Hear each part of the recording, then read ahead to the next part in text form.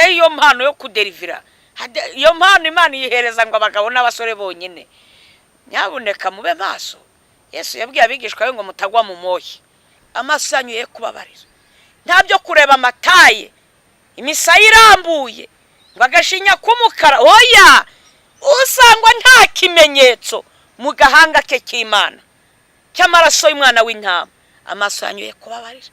Ubwo umurimbuzi agiye gutambuka n'inkota kugira ngo mubashe guhatambuka, mudafitanye ikibazo na marayika.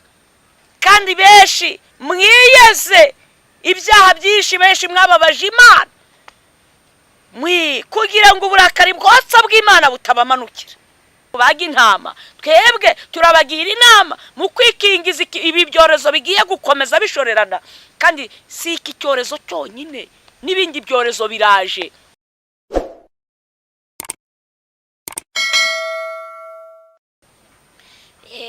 Ubwo ngarutse ku ijambo ry'Imana, reka tubanze dusenge. Mana data nyir'isi n'ijuru, uhimbazwe Mana y'abasogokuruza. Ni weho Mana nyakuri irahirengeye, ni wowe umenya ibiri kubaho byose mu isi. Ndagushimiye kuri Imana ijya yumva gusenga. Niba ngugiriyeho umugisha Uwiteka, ndakwinginze ngo wemere kubana n'umujakazi wawe. Ubwo nemeye kuba nka mwami agasambi ngo ukandagireho, uburira abatuye mu isi, kandi uramira ubugingo bwa benshi bwe kuzarimbuka. Kuko ari we mugambi wanzanye hano ku isi, wanzanye nk'impanda ngo nibere igikoresho wowe wikorere. Nyemerera rero icyatumye unzana mu isi aba ari cyo gisohora. Nguciriye bugufi ngo ushyirwe hejuru. Uwera uwera, ndakwinginze ubutumwa bugere ku isi hose, mu mahanga yose. Ababwumvisha iyi miburo bahindurwe nayo. Umugambi wa Satani ubure, haboneka umugambi wera w'Imana. Urakoze Kristo. Imyuka mibi yose ihezwe, abadayimoni bose bakurweho, miyaga n'imira bihagarare, haboneke kugirira neza k'Uwiteka. Ndagushimye ko ari wowe ugiye kwivugira, ni mu izina rya Yesu, amen. Reka dusome ijambo ry'Imana nabazaniye. Ni ijambo riboneka ahangaha muri Ezekiyeli, igitabo cy'umuhanuzi Ezekiyeli ibice 9. Ku murongo wa mbere turagarukira ku murongo wa 6. Haragira hati: umutwe w'amagambo ngo abantu b'Imana bashyirwaho ikimenyetso mu ruhanga.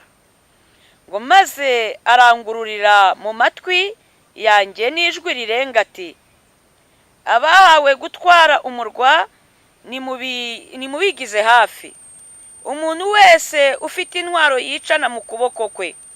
Nuko mbona abantu 6 baturutse mu nzira y'irembo ryo haruguru ryerekeye ikasikasi. Maze ufite intwaro yicana mu kuboko kwe, kandi mbona undi muri bo yari yambaye imyambaro y'ibitare, ufite ihembe ririmo wino ku itako rye.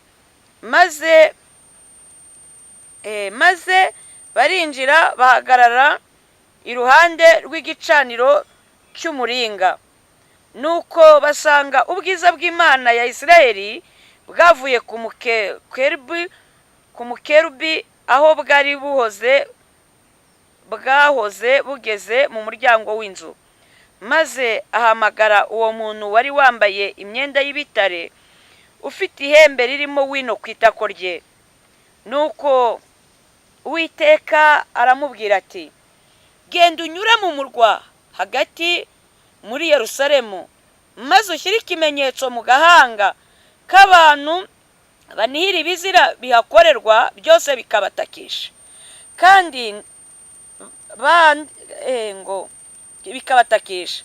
Ba bandi ababwira numva ati: nimugende munyure mu murwa mumukurikiye, maze mukubite amaso yanyu ye kubabarira, kandi mwe kugira ibambe.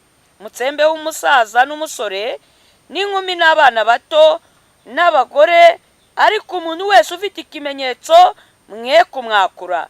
Ndetse muhere mu buturo bwanjye bwera. Nuko bahera kuri abo basaza bari imbere y'inzu. Amen. Mwakire neza ijambo ry'Imana. Ahangaha twabona no muri Yosuwa ku byerekeranye n'ikimenyetso, ibice bibiri ku murongo wa 18.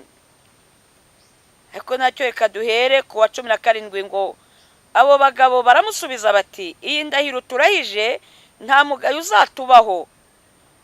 Nitugera muri iki gihugu uzapfundike aka kagozi gatukura ku idirishya uducishijemo. Ariko so na nyoko na bene so nabo mu rugo rwa so bose uzabateranirize iwawe. Uzapfundika aka gashumi, ikimenyetso, agashumi gatukura. Aba ni abatasi bari bahaye uwo bita Rahabu wari indaya, kubw'ineza yari yagiriye abatasi b'Imana. Bamuha rero agashumi gatukura nk'ikimenyetso kugira ngo nibajya kurimbura Yeriko atazarimburukana n'abi Yeriko, kandi we yakoze neza. Turebe n'iri jambo riboneka mu Itangiriro ibice 4, ndi ku kimenyetso. Umurongo wa 15 ngo Uwiteka abwira Kayini ati, nicyo gituma uwica Kayini azabihorwa 7. Kandi Uwiteka ashyira kuri Kayini ikimenyetso kugira ngo hatagira ubona Kayini akamwica. Tutiriwe tujya muri byinshi, twareba no mu Kuva aho Abisiraheli basize amaraso ku ngomanyirizo z'ingo zabo. Bene data, kugira ngo bibe ikimenyetso umurimbuzi natambuka, umumarayika wari ufite intwaro nyine inkota, nuko ataza kurimbura abasize ingomanyirizo z'ingo zabo amaraso akabicana n'Abanyegiputa. Nuko ikimenyetso ni ijambo rikomeye. Bene data, abantu b'Imana bagira ikimenyetso, n'abasatani bakagira ibimenyetso. No mu buzima busanzwe abantu baragenda ukabona bafite ibimenyetso, ukabona umuntu ugahita umwibwira. Hari igihe ugenda mu nzira ukabona umuntu wambaye imyenda teni ya gisirikare, ugahita wibwira ko ari umusirikare ako kanya batabikubwiye, no kumusuza ngo murahafande, ururimi rwawe ntirujijinganye kubera iki afite ibimenyetso ko ari umusirikare. Ariko hari n'umusore wabona ari ijeya, uko yagira n'imyenda ngo ya gisitare ubona ari tashi ya gisirikare, ariko wamubona mu nzira ntuhite umwitiranya ko ari umusirikare, ukabona ari umuntu usanzwe. Hari n'abantu bagutambukaho gusa impumuro. Niba ari umucuruzi w'isamaki ariyaranja gahumura ngifi cyangwa isambaza, icyo ni ikimenyetso ku buryo bamubaza ati amasamaki urayafite cyangwa se ari kugura gute, kubera iki afite ikimenyetso, ari guhumura ngifi. Hari n'abacuruzi bifu ariyaranja gasa n'ifu. Hani Kigali bakora mu mafu rwose naho yakwirinda atari kwifu ibimuriho. Ivyo ni ibimenyetso. Hari n'umuntu wambara imyenda gusa nta kindi gikorwa akoze, ugahita uvuga uti uyu muntu ni maraya agutambutseho byonyine. Bimwe bavuga rwose n'abagabo akaba yajya kubyamo akatambukiramo akabaza ibiciro, kubera iki imyambarire. Ntago avuze ngo ndi indaya, ariko imyambarire uko ateye bikakwereka ko ari maraya. Kubera iki ikimenyetso. Bamba ndi 6 bafite inkota aho ngaho muri uwo murwa, nuko mbese bari begeranijwe. Ariko ngo none wangendereye wa wundi umwe gusa wari ufite wino kwitako rye, ngo aragenda yumva ijwi ubwiza bw'Imana bwari bwavuye ku mukerubi bwageze ku rusengero. Ngarangije uwo muntu w'Imana ngo nuko agiye kubona aramubwira ngo amubwira ijwi numva, uyu ni Ezekiyeli umuhanuzi. Ngaramubwira ngo ugende unyure mu murwa ushyireho ikimenyetso ku gahanga k'abantu bari kurizwa n'ibizira biri kubera mu murwa, biri kubera mu ihema ryanjye, biri kubera mu buturo bwanjye, bikabatakisha. Ubashyireho ikimenyetso. Turi mu gihe hari abantu babona ibintu, imyitwarire ya benshi muri iki gihe, urubyiruko nkatwe abakobwa imbuto zacu mbi, bamwe bakagira agahinda, ukabona barababaye bakabifatira igihe bagasenga. Imana ntacyo wahindura. Imyitwarire y'abana b'iyi minsi bigatera abantu benshi impungenge, aho usanga umwana muri primaire azi gusambana icyo ari cyo, kandi yiga muri primaire. Segondera rurundi rwego ukohereza umwana ku ishuri ugasanga atashye ari umwana w'umunywarumogi, cyangwa se bakaguhamagara bamufashe mu gikundi cy'abanywirumogi kandi wari uzi ko ari umwana muzima. Nuko abantu bari kurizwa n'ibizira, ariko byagera no mu rwego rw'abakozi b'Imana. Hari ibintu abantu bihangishijeho kuvuga ngo afite impano zitwa ngo deliverance, ugasanga umuntu ngo ari gusengera abantu, cyane cyane iyo mpano ikunda gukoreshwa ku bagore n'abakobwa, nibo baderivirwa. Sinjya numva abagabo babaderiviye. Iyi mpano iderivirishwa abagore n'abakobwa yanditse muri Bibiliya, kandi nanone uhengamye iminwa ntibamuderivira. Haderivirwa udukobwa twiza gusa, abagore bateye neza, ariko babandi banyakwigendera ntago bamuderivira. Kandi iyi mpano ikunze guhabwa abagabo n'abasore, sinjya mbona abakobwa baderivira. Ahanini bibitse iyo mpano yo kuderivira. Iyo mpano Imana yihereza ngo abagabo n'abasore bonyine. Nyabuneka mube maso. Yesu yabwiye abigishwa be ngo mutagwa mu moshya. Kandi abaderivira inshuro nyinshi ntibabikorera habona, baderivira ahantu hiherereye hihishe ngo bari kubakuraho imikoshi n'imyako. Ibintu Yesu atakoze, akoze b'Imana mubikura he? Yesu yaravuze ngo munyigireho, ndi umucyo w'isi, ndoroheje mu mutima. Nukuri Yesu Imana atakoresheje yo kuderivira mu bwihisho. Ibi bintu mwebwe ntacyo mubitekerezaho. Mube maso mutagwa mu moshya. Nuko hari ibizira bibera mu murwa, ibizira nko gusanga agakundi k'abakozi b'Imana bari kunywa inzoga, bari kunywa ibisindisha. Ibyo ni bimwe mu bizira kandi biri gutakisha bamwe abera bari mu ihema ry'Uwiteka. Ibizira nukuri sinjya kubabeshya, mbere mu bantu bitwa barokore nta barozi babagamo, ariko tugeze mu gihe twikangana turi kwishishanya. Umugore atahereza umwana mugenzi we w'umugore kubera iki? Uramumuhereza ukibuka yamuvunnye urubavu akamusiga utuntu ku munwa. Ibizira byageza hera, abantu bari kurogana kandi twitwa ngo turakijijwe. Nuko no kugambanirana bijya bintangaza. Umupasiteri agambanira mugenzi we, umukozi w'Imana akagambanira mwene se. Bene data, ibizira mu nzu y'Uwiteka. Ugende urebe ibizira biri kubera mu murwa, aho umugore ari gusambana akabyara abana badahuje bataraba umugabo muri urwo rugo, kandi byitwa ko yamenye Imana. Ugasanga umugore araririmba, ni umuririmbye muri korari, ariko ni indaya ya perezida ya dirija bamushyira imbere. Kubera iki? Ni umukobwa kandi arubatse, akarenga gaca inyuma y'uwo bashakanye.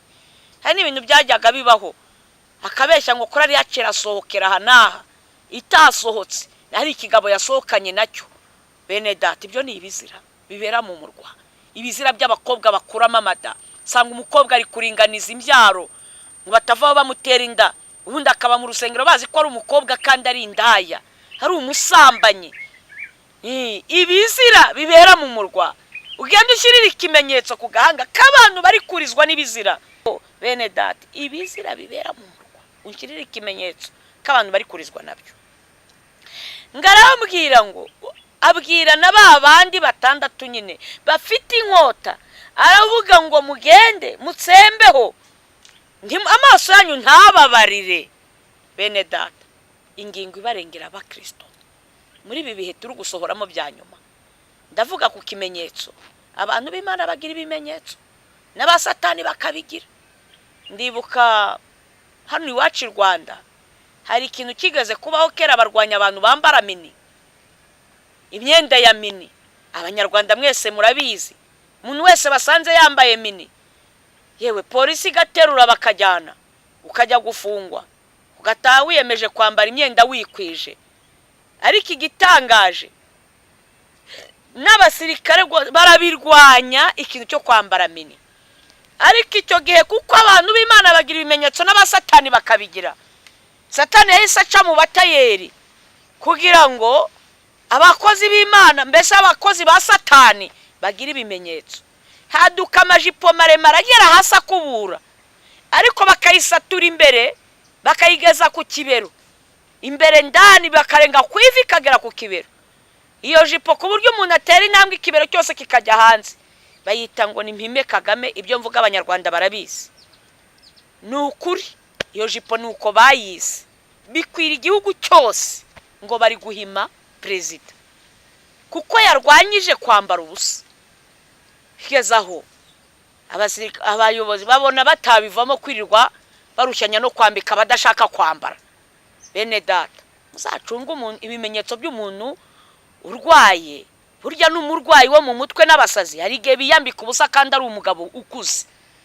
Biragatsindwa kubuza ubwenge Imana yaguhereza ubushobozi ukiyambika ubusa. None n'abanyamatorero bakagombye kubirwanya bakigisha abantu kwambara imyambarire. Ugasanga baravuga ati ibyo Imana ntibireba ikireba no umutima. Ninde wabashutse? Imibiri ni isengero z'umwuka. Nuko bene data, mwirinde kuyitera ubusembwa, aho tuhave twikomereze. Nk'uko isengero zakinzwe turi mu gihe n'ahandi Imana iri kwambarizwa uretse muri twebwe mimbere. Nuko kandi na kera mwigira ikibazo cy'isengero abazifite. Kera isengero zitabaho ba Aburahamu bateraniragahe, ba Yobu bateraniragahe. Kubaha Imana nibigombera mu rusengero. Ni wawe wakubaha Imana, wakubaha Imana bikagenda neza. Yemwe bantu muri kujya mu butayu kandi bibujijwe, n'Imana yagiye bivuga mu masengero ko bufunze. Munyumve neza bene data, Yesu yaravuze ngo nusenga uzinjire mu nzu yawe ukinge, so wo mu ijuru umenya ibyihishe azabikwitura. Ntabwo gusenga Imana ari ukwirirwa urushyanya na polisi cyangwa n'abasirikare. Ako ni akavuyo. Uko si ugusenga, ako ni akavuyo. Bene data, niba ushaka gusenga, kora ibintu Imana ireba, si ngombwa ngo abantu babibone, ahubwo iyera yo mu ijuru izabikwitura. Mwigeze mubona igikundi cy'abarozi byibuze bagiye hamwe bakajya kuroga mukabibona? Ni gute abana ba Satani bamenye ubwenge? Ab'Imana ntimugira ubwenge, mugira ubwenge kuko Imana bifuzamo ubwenge. Ako tukarenge. Ndi kuri iri jambo ryitwa ikimenyetso ngo nuko ijwi ribwira babandi ngo mugende munyure mu murwa amaso yanyu ye kubabarira. Ntabyo kureba amataye, imisaya irambuye ngo agashinya k'umukara. Oya, usangwa nta kimenyetso mu gahanga ke k'Imana cy'amaraso y'umwana w'intama, amaso yanyu ye kubabarira. Abasore y'abamajeya abaniga n'abajya mu muhwanye, niba nta kimenyetso afite mu muhwanirizemo. Ingingo irengera ni ikimenyetso. Kuba ari bishop, yaba padiri, yaba inde papa, nta kimenyetso. Abwira babandi numva ngo naho yaba ari umutegetsi udafite ikimenyetso cy'Imana, amaso yanyu ye kubabarira. Ariko umuntu ufite ikimenyetso mwe kumwakura. Ngira ngo n'inda ya Rahabu kubw'ineza yari yakoze ahisha abatasi, bamuhaye agashumi ng'ikimenyetso kugira ngo atazapfana n'abantu b'i Yeriko. Bene data, Imana yera yo mu ijuru ibashoboze kugira ikimenyetso. Dore n'isi yatanze ikimenyetso. Turukumva ngo hakozwe ka microchip kandi bari guhatira abantu benshi kugashyirwaho. Ariko none ndabwira abantu ngo musenge, mwiyirize ubusa iminsi 3. Bakristo ndabibwira abantu b'itorero mudafite ibindi byifuzo, musaba ikimenyetso cy'amaraso y'umwana w'intama mu gahanga kanyu ubwo umurimbuzi agiye gutambuka n'inkota kugira ngo mubashe guhatambuka. Mudafitanye ikibazo na marayika. Abantu batinya isi ariko mutinyi yera yica ubugingo ikica n'umubiri. Nuko ngo kandi muhere kuri abo basaza b'imbere y'inzu, yewe n'abana batoya bavuze ngo utagira ikimenyetso. Mwibuke ko birivuga ngo nzahora abana gukiranirwa kwa basi. Nukuvuga ngo rero ngo n'abana badafite ikimenyetso nta santima zihari, abo ngabo umurimbuzi abatambukeho nyine, abo barimbuzi batambukeho n'inkota. Ngo kandi nabo basaza, abo basaza nta bandi bari imbere y'inzu, n'abatambyi, bapasiteri, bashumba, ntacyo dupfa tugabana isambu. Imana iri kumbwira ngo ikibazo si isengero ko zifungurwa, irambwira ngo ni mubanze mwegerane musenge kandi benshi mwiyeze ibyaha byinshi benshi mwababaje Imana kugira ngo uburakari bwose bw'Imana butabamanukira. Kandi mwibuke ko inyuma imbere yanyu nubwo mwabaye abatambyi arabo mwasimbuye bashumba, ntago ari mwe ba mbere mubaye abashumba, nguko namwe inyuma yanyu hari abandi bashumba. Kubw'ibyo bibatere kwicisha bugufi mu maso y'Imana, kuko ayo maturo ataraza mutaraba abashumba mwari muriho. Nukuri amaturo bataragwereza inshingano wabagaho, nubundi niba wubaha Imana uzakomeza ubeho. Ntago ikibazo ari amaturo. Abantu bari kuramya Imana yigeze kumbwira ngo mwitorero harimo ibigirwamana bibiri. Ibi byo ni ijambo yambwiye kera, irambwira ngo ikigirwamana cya mbere cyitwa ifaranga, ngo abakomeye n'aboroheje bari kukiramya. Ngo ifaranga abantu bari kubarara hasi, ifaranga rigiye gutuma abantu benshi babura ubugingo, ngo ifaranga ngo ritumye abantu benshi barimbuka. Irambwira ngo ikigirwamana cya kabiri mwitorero cyitwa icyubahiro, ngo cyubahiro atumye abantu batihana ibyaha, cyubahiro atumye abantu batagera ku musaraba, cyubahiro yabujije abantu kwicisha bugufi ngo borohe bamenye ko icyubahiro ari icy'Imana. Ngabwira abakozi b'Imana baba international evangelist abakomeye, mwicishe bugufi. Niba na ba Paulo barakoreshwaga ibitangaza bagahagurutsa ibirema, bagahumura impumyi, abahumye, bafite ubumuga, ndababwiza ukuri bararengaga. Paulo akavuga ngo ndi umugaragu w'imburamumaro. Yewe wewe usengera umuntu yarwaye giripe ukabeshya ngo ngukiza abantu, uri indukiza ni Imana ikiza, wabaye igikoresha Imana irikorera. Mwikwiriye kwicisha bugufi, izina ry'Uwiteka rigashyirwa hejuru y'amahanga yose. Murakoze. Ahangaha turi kuganira kuri iki kimenyetso Kayini. Mwese muzi neza ko yari yahemutse yica mukuru we, nabwo bapfuye ku kibazo cy'uko yakoze neza Imana ikamushima. Burya ishyari ni irya kera no mu bakozi b'Imana bari batuye ibitambo.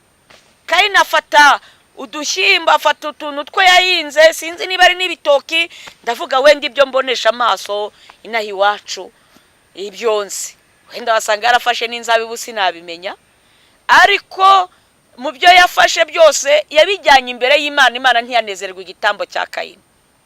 Ariko Abeli murumuna we ngo afata mu matungo, nawe yari umworozi, afatamo itungo ryiza aritambira Imana. Imana izi byiza, Imana ikunda ibyiza. Bene data, ntago Imana ikunda ibintu bipfapfanye, ntago Imana ikunda abakobwa bagenda babasogongera babasomagura batanga vasi. Ikeneye abakobwa bazima birinze. Imana ikeneye abagore bazima, ntishaka ibitambo bipfapfanye. Nuko Abeli atura igitambo cyiza, Imana iramushima. Byonyine kubimushima byatumye yicwa. Bene data, Kayini Imana iruruka ibaza Kayini iti murumuna wawe ari he? Umva Kayini uko yashubije Imana, yaravuze ngo sindi umurinzi wa murumuna wanjye. Bashumba bapasiteri, mwibuke ko mufite inshingano zo kuragira umukumbi. Biragatsindwa kuko wabura umushumba utamenya izo uragiye naho ziba. Ariyo mpamvu Imana ishaka ko mwongera kwibuka inshingano zanyu icyo musabwa. Uretse ko abenshi bagira ngo inshingano no kwiga amashuri no kujya mu ijuru biratandukanye, ni byiza, ariko icy'ingenzi ikeneye ko muyegera mukayigisha inama, ikabereka umurongo ngenderwaho, kuko dusenga Imana iriho ivuga ikanakora. Nuko twikomereze. Imana ashaka ko muyiyoboza inzira. Baravuga ngo sinshinzwe murumuna wanjye. Bakirisitu mwene se uramushinzwe, kuba yaburara uramushinzwe, kuba uri kurya ukagira ibyo umena ushinzwe mwene so, uramushinzwe, kuba yakora ubukwe uramushinzwe, kuba wamutwerera, kuba yabyara uramushinzwe akabona agasukari.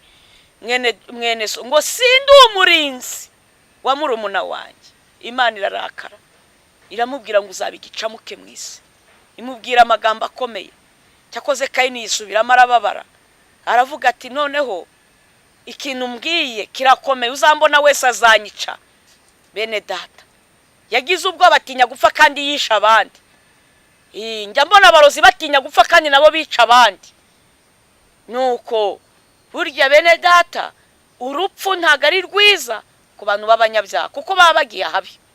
Nuko ngo bituma Imana imushyiraho ikimenyetso ku murongo wa 15 igice cya 4 umurongo wa 15, muri cyo gituma umuntu uzicwa Kayini azabihorwa. Bene data, ntago twemerewe kwihorera, twemerewe kubwira Imana. Niba umuntu yakurogeye usabwa kumubabarira, ugatanga imbabazi. Mwige gusaba imbabazi, mwige gutanga imbabazi, kuko hahirwa abababarira kuko nabo bazababarirwa, kandi abicisha bugufi bazashyirwa hejuru. Aho ngaho nababwira byinshi ku by'ikimenyetso. Niba Kayini Imana yaramushyizeho ikimenyetso kugira ngo batazamugirira nabi, bantu b'Imana muharanire gushyirwaho ikimenyetso cyera cy'Imana, apana izi za microchip, ibintu byo muri Illuminati nabyo nabivuga nta kibazo. Illuminati, roza kuruwa, ubu farmaso, ibigirwamana, imiryango iri gukorera ku isi ikorana na Satani. Ngababwiza ukuri ngo abakristo mube maso kandi mwiyarure, imutagwa mu moshya ya Satani. Mukenewe gushyirwaho ikimenyetso cy'amaraso y'umwana w'intama ari we Kristo. Abisirayeli bashyize ku nkomanyirizo z'ingo zabo, twebwe dusabwa ku mutima no ku gahanga, dusabwa kuyashyirwaho amaraso ya Yesu. Ntituri bubaga intama, twebwe turabagira inama mu kwikingiza ibi byorezo bigiye gukomeza bishorerana. Kandi si iki cyorezo cyonyine, n'ibindi byorezo biraje. Ibiraje harimo n'ubushita, kwishimagura na mugigirimbura. Imana irazohereje, Imana yohereje ibyorezo bitandukanye. Yarambwiye ngo impamvu tukikita indwara amazina turacyaziharaye, ngo turacyaziharaye, ngo ari igihe hazaduka indwara ntitubona amazina yazo, tukaya tuvuga ngo hadutse icyorezo kiri kwica gutya na gutya. Bene data, mushyirwaho ikimenyetso kugira ngo umurimbuzi ufite inkota atazabona hahera. Murakoze. Ndasaba abantu batandukiriye ikimenyetso, abantu batari gusenga, abantu batari gukora ibyo Imana ishaka, batari kurizwa n'ibintu by'ibizira, batari kubabazwa n'amakorari yabo yasubiye inyuma, batari kubabazwa n'abadiyakoni batakikiyegeranya ngo byibuze bari Imana igira ikikora ku itorero. Abo ngabo mwisubiremo. Abantu batari bakijya muri za nibature nubwo bakinze, abantu batari bagisenga, muce bugufi dusenge, musabe Imana imbabazi, bambika imbaraga mushobore gusenga. Ariko ndabasaba gusenga iminsi 3. Abakristo aho bari hose, abarwayi nubwo wasenga amasaha, ariko usenge, musenge, usenga mugerageze musenge. Ariko natumwe ngewe ku bakristo ngo musenge iminsi 3 musabe ikimenyetso cy'Imana. Mareka b'Imana bashyire ikimenyetso ku gahanga, kuko n'abantu bisi bagiye guhabwa icyabo kimenyetso, ariko kizaze gisanga mwebwe mwaranje gushyirwaho icy'Imana. Reka dusenge. Mana data nyirisi n'ijuru, urera kandi urakiranuka, niweho Mana yicaye hejuru y'abakerubi n'abaserafi. Uhimbazwe gitare cyacu cyera, uro gushimwa. None data mwiza uri hejuru y'abakerubi n'abaserafi, ndakwinginze eza ubugingo bwa benshi buri kurimbuka, babara abantu basubiye inyuma, abacitse intege, abari gusubira mu byaha bahozemo, abo bose batabarira ubugingo bakicyumvishira ijambo bakumva bakwiriye kwezwa. Ariko Mana ndakwinginze abemera kwicisha bugufu bashyire ikimenyetso. Marika w'Imana bashyire ikimenyetso ku gahanga kabo, murimbuzi, kugira ngo natambuka atazabasha guhura n'akaga. Urakoze kubyumvishije, batazahura n'amarira bakarirana n'abisi kandi baraburiwe. Urakoze kubyumvishije mu izina rya Yesu.